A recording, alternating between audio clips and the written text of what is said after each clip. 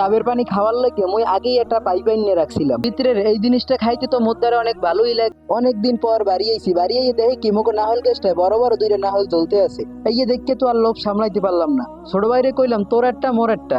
হাইয়ে কইয়া আর উড়াই দিলাম গাছের মাথায়। ও তো 2 লাখ দিয়ে গাছের মাথায় উঠে গেল। কইছি গাছের মাথায় যে কটা নাহল আছে সব কটা হারাই দিবি, একটাও রাখবি না।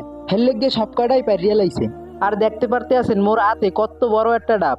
এরপরে ছোট ভাইরে কইলে মোর দ্বারে দাহান দে মই কাটি। কয় না আমের কাটা লাগবে না, আমে অনেকদিন পর বাড়ি আইছেন, আজকে মুই আমের কাটিয়ে খাওয়ামু। কইলাম তাই ঠিক আছে, হালে কাটিয়ে খাওয়া। আর এই ডাবের পানি খাওয়ার লাগে মুই আগেই একটা পাইপ এনে রাখছিলাম। এরপরে পাইপটি ঢুকাইয়ে মুই খাওয়া শুরু করলাম।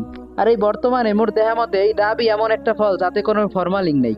যাই হোক, এরপর পানি খাওয়া শেষ করিয়ে ডাবটারে মাঝখান দিয়ে 2 ভাগ করে হেলাইলাম। আর মুই ভিতরের এই নাহল খাওয়ার লাগে আগেই একটা চামচ এনে রাখছিলাম। মোরা আবার এইডারে না হইল কই, অনেকে আবার শুনছি লেওয়াও কয়। আর ভিতরের এই জিনিসটা খাইতে তো মোর দ্বারা অনেক ভালোই লাগে। আর আমিও তারে খাইতে কেমন লাগে। যাই হোক, মুই এখন গাছের গোড়ায় বইয়ে বইয়ে নাহল খাইতে এসি। আর আপনারা সবাই মোর পেজটা ফলো করে দেন। এখন তাড়াতাড়ি করে ভিডিওতে একটা লাইক দেন, নাইলে কিন্তু বরিশালের বিষাদি মুনা।